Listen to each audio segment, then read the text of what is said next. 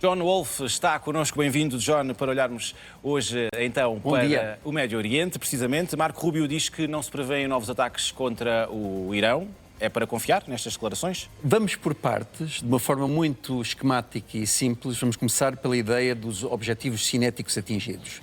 Podemos afirmar que a infraestrutura nuclear e militar iraniana já foram degradadas nas 11 vagas de ataque. Ponto 1. Ponto 2. O retorno marginal decrescente, ou seja, a ideia de que cada bombardeamento adicional possa trazer vantagem não me parece ser viável. Depois há o custo político interno crescente, que tem a ver com a ideia de operações continuadas exercerem um desgaste acrescido na opinião pública americana e na própria opinião política dos americanos, passa a expressão, e depois a guerra económica tem um custo político inferior, porque as sanções não geram imagens que eu chamaria gráficas de violência. São mais fáceis de digerir, de integrar no espírito enquanto ação política ou geopolítica de um Estado. Mas temos aqui o mas, que é o último ponto desta análise, que tem a ver com o seguinte. Toda esta declaração de Marco Rubio de que não irá haver um incremento de hostilidades ou não houve, tem a ver também com o facto da América não ter ao seu dispor todos os meios de que necessitaria. Mas há aqui um elemento que eu chamo uma ressalva negativa que está do lado do Irão. Se o Irão decidir atacar um navio que passe pelo Estreito de Hormuz, automaticamente os americanos serão arrastados para dentro do conflito. Portanto, quem tem controle sobre esta situação é, efetivamente, o Irão. O Irão. E que tem razão também quando diz que estas novas sanções são um ataque à soberania dos Estados. Essa é muito interessante, porque estamos a falar de sanções secundárias. Portanto, há sanções que afetam vamos ver aqui, afetam a ideia da afirmação da soberania extraterritorial. E isto tem a ver com a violação do princípio da igualdade soberana que vem expresso no artigo 2, número 1 da Carta das Nações Unidas. Por o seu turno, os ataques iranianos a parceiros do Golfo, ou seja, a países do Golfo, não partes do conflito, também é uma violação. É o uso da força. É o artigo número 2, número 4 da Carta das Nações Unidas que está posto em causa. Depois temos também aqui, a propósito desta questão da intervenção em partes secundárias, sanções secundárias, um precedente de 1986 que opôs os Estados Unidos no Tribunal Internacional de Justiça à Nicarágua. Ou seja, a ideia dos contra e da intervenção que os americanos fizeram a partes terceiras para condicionar a ação de Estados. E isto não é válido. Depois temos os efeitos de terceira ordem, que tem a ver com o seguinte. Os Estados Unidos, ao promoverem estas sanções, de certa forma estão a dar um tiro no pé porque podem eventualmente pôr em causa o sistema de transferências SWIFT, de pagamentos. E isso pode promover o reforço do sistema CIPS alternativo, que é o chinês. Portanto, todas estas dimensões devem ser equacionadas quando fazemos esta análise. E temos também outros países que saem prejudicados, que também já se posicionaram contra, para além da China. Exatamente, para além da China, para começar, temos o EO, que é o Executive Order, a Ordem Executiva 13.902 de Trump, que, no fundo, quer impactar, sancionar, criar estas sanções económicas nestas dimensões, os ativos digitais, no ouro, no transporte marítimo, na tecnologia, na aviação, no setor académico, e esta é uma exigência transversal que tem a ver com o compliance e a capacidade de fazer tornar isto vinculativo, ou seja, até que ponto é que pode obrigar Estados terceiros não participantes neste conflito a pactuar com este regime. E isso que pergunta, e vamos já endereçar, que tem a ver com o impacto que tem sobre os diversos atores. E temos também um outro gráfico que mostra os países afetados. Nós vamos ver, num gráfico que vai aparecer, que a China, que tem uma expressão de comércio na ordem dos 41 bilhões, cá está, 41 bilhões, o impacto vai ser relativamente baixo, porque a China é uma economia de escala, é uma economia grande e vai encontrar formas de circunnavegar esta imposição e não vai aceitar. Aliás, se formos ver o compliance, a ideia de atender, não sei se recordam os telespectadores, quando os americanos queriam impedir o uso de refinarias iranianas da parte de países terceiros, como a China ignorou essa ordem e seguiu em frente. Vemos que o embargo ativo dos Emirados Árabes Unidos é expressivamente intenso, porque houve aqui sempre um canal de financiamento estabelecido e forte com o Irão.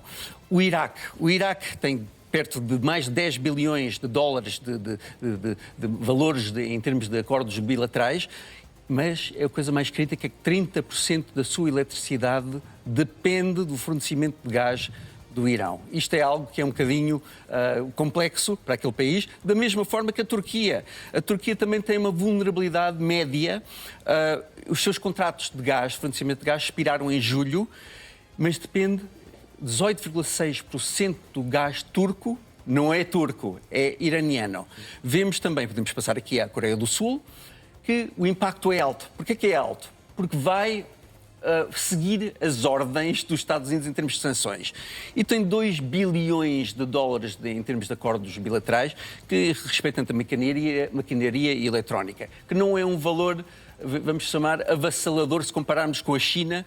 Temos também que a Índia, o impacto é grande, porque a Índia também vai acatar aquilo que é pedido pelos Estados Unidos, mas temos também situações um bocadinho que precedem estas sanções, que têm a ver com as sanções que foram impostas em virtude do desmoronamento do JCPOA, o Plano Conjunto Compreensivo Nuclear, assinado em 2015 e depois denunciado em 2018 por Trump, e que automaticamente gerou a produção de sanções da parte, por exemplo, da Alemanha. Portanto, há aqui um efeito colateral expressivo que também afeta indiretamente a União Europeia.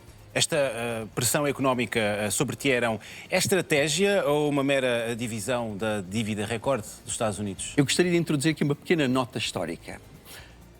Para termos uma ideia das sanções, a primeira vez que foram implementadas foi ainda no século passado. Aliás, faziam parte do Pacto da Liga das Nações, o artigo 16º, que elencava as sanções como um instrumento de coerção. O impacto que isto pode ter na economia americana é circular, ou seja, isto pode vir bater à porta do seu dono. Os americanos já estão com um nível de dívida absolutamente constrangedor, e a China pode, face a isto, fazer uso do seguinte: largar, desfazer-se dos títulos do Tesouro, dos títulos de dívida americana. É o terceiro detentor. Eu tinha dito na última emissão que era o segundo, mas é o terceiro detentor da dívida americana. Portanto, podem fazer isso e também largar, despejar os dólares, fazendo baixar, desvalorizar o dólar. Portanto, há aqui várias armas que eu chamaria silenciosas de alto impacto de que dispõem estes países visados por sanções. E então, o que é que na prática impede Pequim de ignorar por completo estas sanções? A China continua a importar petróleo através da frota fantasma. Frota fantasma, mas vamos também sugerir um outro quadro que tem a ver com o facto da China eventualmente abrir uma nova frente por sugestão, por evocação esquemática em relação a Taiwan. Seria até um momento crítico para o fazer face a esta situação de imposição, ou tentativa de imposição de sanções. Porque a tentativa de imposição de sanções significa que a força coerciva dos Estados Unidos está em um plano decrescente.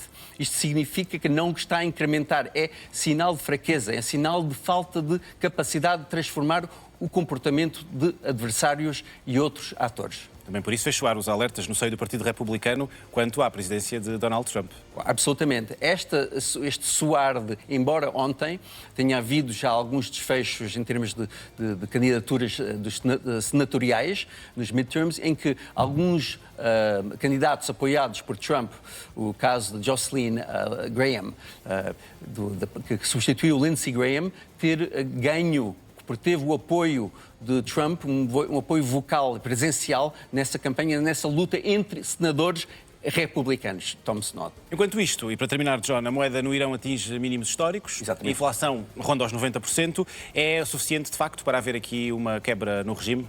Eu diria que não. Eu diria que já há experiência suficiente ao longo de 47 anos de austeridade estrutural continuada. Portanto, eu penso que há mais resiliência, há uma reserva de resiliência no Irão que vai permitir que consiga sobreviver até às intercalares, porque esse é o objetivo estratégico do Irão, é conseguir criar desgaste continuado ao regime de Trump. E é uma coisa quase contraditória. É quase como aplicar sanções aos Estados Unidos numa lógica conceptual distinta. John Wolfe, muito obrigado pelas explicações. Obrigado. Boa quarta-feira, até à próxima.